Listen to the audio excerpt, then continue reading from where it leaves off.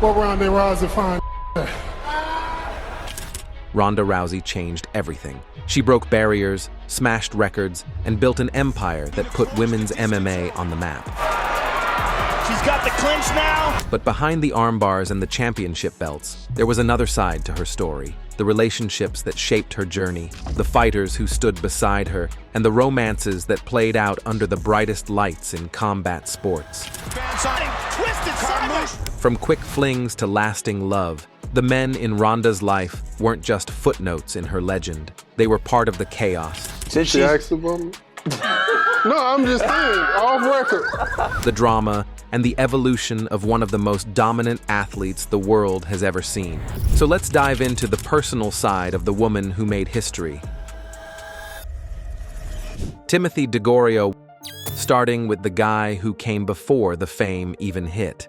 Timothy DeGorio wasn't a household name, but he was there when Ronda was still grinding her way up. The two dated from 2012 to 2013, right when she was making waves in Strikeforce and getting ready to jump to the UFC. DeGorio was an MMA fighter himself, competing in the same world Ronda was trying to dominate. They met while Ronda was training in Los Angeles, both of them deep in the fight scene, both of them chasing the same dream. For Ronda, who was laser-focused on becoming a champion, having a partner who understood the grind made sense. Training camps, weight cuts, the mental warfare that comes with fighting. DeGorio got it. He lived it too. It was short, it was intense, and it didn't last long. But what happened after they broke up? That's where things got messy. In her book, Rousey wrote about an incident that would follow her for years. She called him Snappers McCreepy and described a night that ended in violence. According to Ronda, she came home and discovered he had taken nude photos of her without permission. She was furious. So furious that when he walked through the door, she didn't hold back. She slapped him so hard her hand hurt. Then she punched him.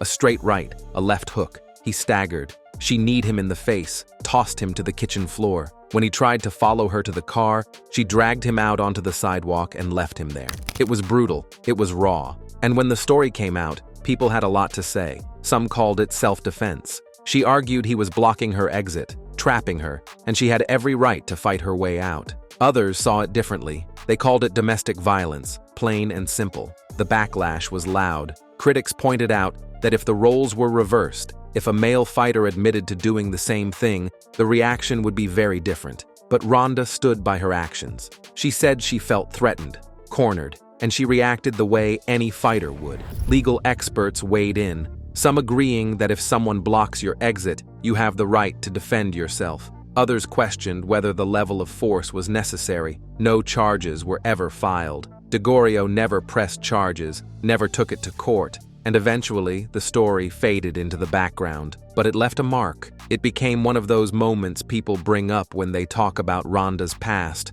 one of those things that complicated her legacy. For Ronda, though, it was just another fight, another obstacle, another chapter she had to close before moving forward, and move forward she did. Brendan Schaub. Enter Brendan Schaub. If you thought the DeGorio situation was complicated, buckle up, because this one gets even messier. Ronda and Brendan started dating in 2013, right around the time she was becoming a superstar. The UFC was pushing her hard, building her into the face of women's MMA, and the attention was insane. Schaub was a UFC heavyweight, a guy who had been on The Ultimate Fighter and was trying to carve out his own legacy in the cage. He wasn't a champion, but he was scrappy, had knockout power, and was making a name for himself. They met while training at the Gracie Jiu-Jitsu Academy in Torrance, California. Same gym, same grind, same world. For a while, it seemed like they were a good match. Two fighters, both hungry, both fighting their way to the top. But underneath the surface, cracks were forming, but it didn't last. By July 2014, they were done, and Schaub had a lot to say about it. In a 2015 appearance on the Joe Rogan Experience, Brendan opened up about why things fell apart. He said Ronda was surrounded by yes men, people who worshipped her and agreed with everything she said. And when he disagreed, she didn't like it. He claimed she was too demanding, too dismissive of other people's opinions. Then he said something that really set people off. He claimed he did Ronda a favor by dating her. He said he was too much of a man for her, that she needed someone who would take a back seat and say yes all the time, and that wasn't him. The internet exploded. Ronda's fans tore him apart, but Xiao backtracked hard, saying his words were twisted, that he never meant it that way. He went on his own podcast and said he'd always support Ronda, that he wasn't some macho guy, that he watches romantic comedies and drinks coffee like everyone else. But the damage was done. The breakup got even more awkward when Ronda started dating Travis Browne, another UFC heavyweight. And guess who Travis was scheduled to fight? Yep, Brendan Schaub. At UFC 181 in December 2014, Travis knocked Brendan out in the first round, and Ronda loved every second of it. In her memoir, she admitted she took pleasure in watching Travis destroy her ex. She wrote that Brendan used to play mind games with her before her fights, messing with her head when she needed to focus. So when Travis knocked him out, she didn't just feel satisfied, she felt vindicated. She even claimed Travis leaned down after the knockout and whispered, "Ronda says, F you." Whether that actually happened or not, one thing was clear. Ronda was done with Brendan, and she wanted the world to know it. But Schaub, he kept it classy, sort of. He said he had no hard feelings, that he was happy both of them had moved on, that they just weren't a match. He questioned why she was bringing up their relationship years later, especially since she had a family now. He denied the mind games accusation, saying any issues she had were with her camp, not with him. He said he loved her as a friend, but they just weren't meant to be, and then he moved on. But the drama didn't stop there. In 2018, Schaub got into a beef with UFC president Dana White. Things got heated, and Schaub posted something on Instagram that made people's jaws drop. He said, "This is no way Eskimo brothers should talk to one another." Eskimo brothers, that's a term for two men who've been with the same woman. People immediately started speculating. Was Schaub suggesting Dana White had a thing with Ronda? The rumor mill went crazy, but nothing was ever confirmed. And eventually, the whole thing blew over. Still, it added another layer to the Brendan Schaub saga, another twist in the complicated web of Ronda's past relationships. And while Brendan kept doing his podcast thing and building his comedy career, Ronda had already moved on to the man who would become her husband. Travis Browne. Travis Browne was different. He wasn't just another fighter Ronda dated. He became her partner, her rock, and eventually, the father of her children. The two confirmed their relationship in October 2015, and from the start, it was clear this wasn't just a fling. This was real. This was forever. Travis, a towering UFC heavyweight from Hawaii, trained at the same gym as Ronda, Glendale Fighting Club in Los Angeles. They had been teammates for a while, crossing paths during training sessions, watching each other prepare for fights. But it wasn't until the summer of 2015 that things turned romantic. Ronda was coming off one of the toughest periods of her career, dealing with the pressure of being the sport's biggest star, and Travis was there, solid, steady, someone who understood what she was going through because he lived it too. And when they did, Travis didn't sugarcoat it. In an interview with Ariel Helwani, he said, "Dating is for children. She's my woman, and I'm her man. There's no boyfriend-girlfriend stuff. We're together." That was Travis. Direct. No games. All in. But their relationship didn't start without controversy.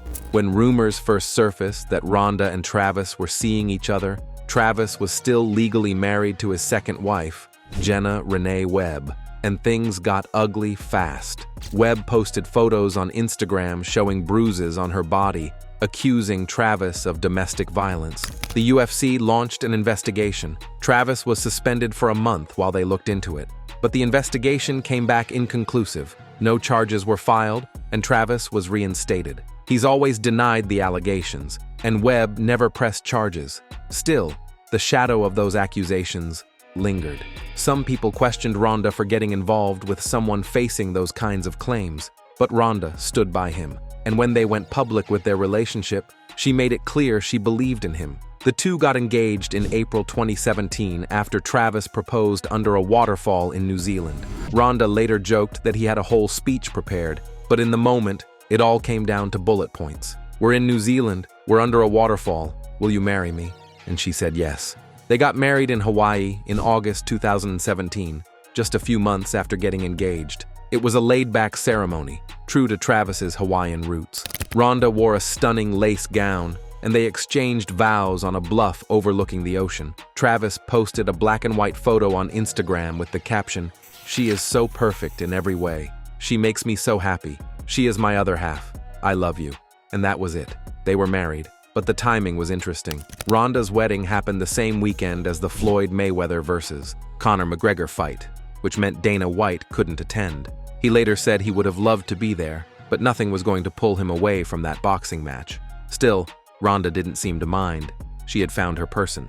Since then, Ronda and Travis have built a life together. They own 2 ranches, one in Oregon called Rousey Acres and another in California. They raise cattle, chickens, and other animals, practicing regenerative farming. They sell meat locally and have become passionate about sustainable agriculture. In September 2021, they welcomed their first daughter, Laakea Makalapwaukalanipo Brown. And in January 2025, they had their second daughter, Likoula Pa Uomahinakaipiha Brown. Travis also has 2 sons from his first marriage, Keawe and Kaleo, who both play football. The family is tight-knit, and Ronda has said she plans to move to Hawaii with Travis once the boys graduate high school. They want to start a free dojo for local kids, giving back to the community and teaching the next generation. For Ronda, Travis represents stability. He's the calm after the storm, the partner who stood by her through retirement, through WWE, through everything. And while their relationship started with controversy, it's become one of the most solid parts of her life. But before Travis, there were whispers about someone else, a man who was never officially confirmed, but whose name kept popping up in the same sentence as Ronda's. And that man was one of the most dominant fighters in UFC history.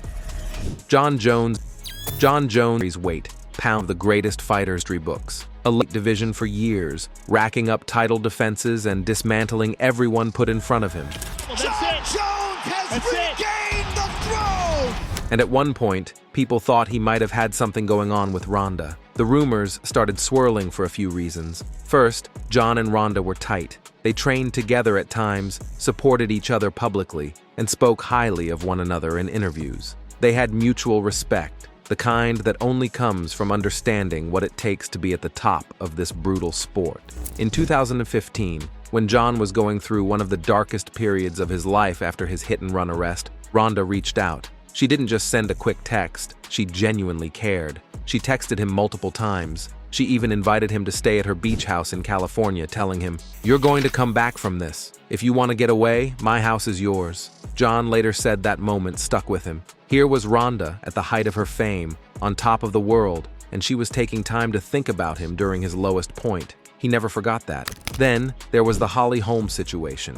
Jon helped train Holly before her fight with Ronda at UFC 193. And when Holly knocked Ronda out with that head kick, some people started connecting dots that didn't exist. Jon was just doing his job as a coach, helping another fighter prepare. But the internet loves a conspiracy, and the idea that Jon and Ronda had some kind of secret connection kept floating around. The biggest fuel to the fire came from Rampage Jackson. In 2017, Rampage was doing a live stream, and someone asked him about Jon Jones. And Rampage, never one to hold back, said, "Jon Jones, you ain't got for Ronda. I heard you smashed it already anyway." The chat exploded. People couldn't believe what they just heard. Was Rampage saying Jon and Ronda hooked up? Did he have insider info? Or was he just stirring the pot? Rampage never clarified, and neither Jon nor Ronda ever addressed it. In fact, both of them stayed completely silent on the rumor. Jon went on to continue his legendary career, dealing with his own controversies and suspensions. Ronda moved on with her life, eventually marrying Travis Brown, and the rumor? It faded, but it never fully died. To this day, people still bring it up in forums, on social media, in YouTube comments. Was there ever anything between Jon and Ronda? Probably not. It seems like they were just good friends who had each other's backs during tough times. But in the world of MMA, where drama and gossip spread faster than a knockout, the truth doesn't always matter as much as the story. And the story of Jon and Ronda, it's one people still talk about, even if there's nothing there. Derek Lewis.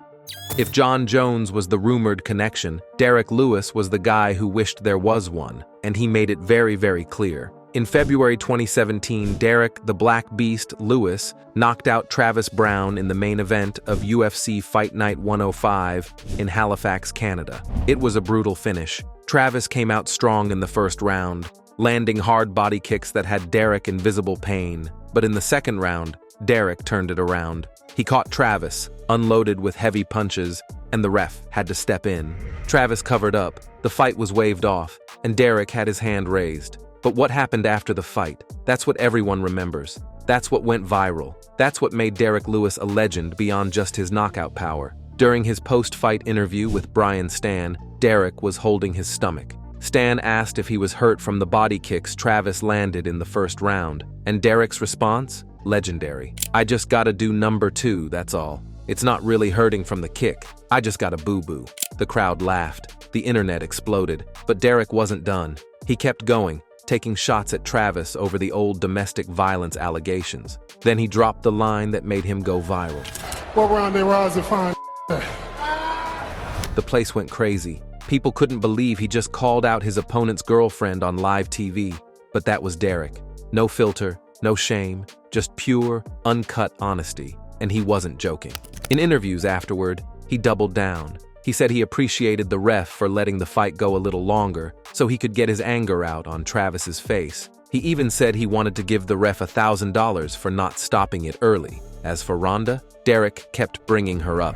When he fought Francis Ngannou at UFC 226 in 2018, he joked that he was nervous because Ronda might be watching. He said he already sent her flowers for her Hall of Fame induction and that he had to fight extra hard to impress her. The whole thing was hilarious, but it also got him in trouble at home. In a 2018 interview, Derek admitted his wife wasn't happy. She had cut him off completely after he mentioned Ronda in that post-fight interview. He said, "My wife, she's mad. She ain't give me ever since I mentioned her in that last interview. I have to get this win so I can buy her something nice and hopefully I'll get some next week." He got the win, and hopefully things smoothed over at home. But Derek's infatuation with Ronda didn't stop there. In 2022, during an interview with Daniel Cormier, DC mentioned he had recently spoken to Ronda, and Derek, without missing a beat, asked, She asked about me? No, I'm just saying, off record. DC burst out laughing. The camera crew cracked up, and Derek, realizing there were cameras everywhere, added, "It's cool, you know, I'm married anyway." Ronda has never acknowledged Derek's comments. Not once. She's never responded, never laughed it off, never even hinted that she knows he exists. But Derek doesn't seem to care. He kept the joke going for years, and fans loved him for it. It became part of his brand, the heavyweight knockout artist with a crush on Ronda Rousey. And honestly, it's one of the funniest ongoing storylines in MMA history. But while Derek was out here flirting with Ronda from a distance, there was one more name that kept coming up in connection with her. A name that carried a lot of power in the UFC. A name that, if the rumors were true, would change everything. That name, Dana White. Dana White. The Dana White rumors were wild, and they started early. Back when Ronda was transitioning from Strikeforce to the UFC, she spent a lot of time with Dana.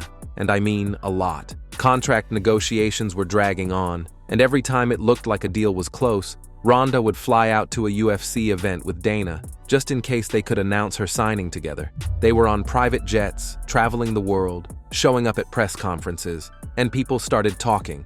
Friends would ask Ronda, "Are you dating Dana White?" Fans speculated online. The rumor mill was in full swing. But here's the thing, it was all business. Ronda has said multiple times that the whole situation was annoying. She's terrible at keeping secrets, and having to deflect questions about why she was constantly with Dana was frustrating. But it was also kind of cool. She was flying on private planes, being spoiled, getting a taste of what her future in the UFC would look like. Still, the rumors persisted. In her book, Ronda addressed them directly. She made it clear that she and Dana were never romantically involved. They were just trying to get a deal done, and the process took longer than expected. Dana has also shut down the rumors, saying he and Ronda are good friends and nothing more. But even now, years later, people still bring it up. The idea that the UFC's biggest female star and the company's president had something going on.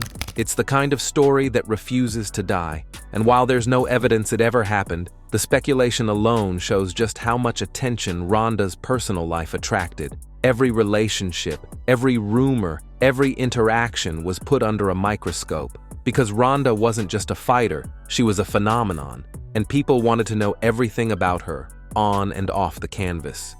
Ronda's personal life was just as intense as her career, and every relationship left its mark. Which connection surprised you the most?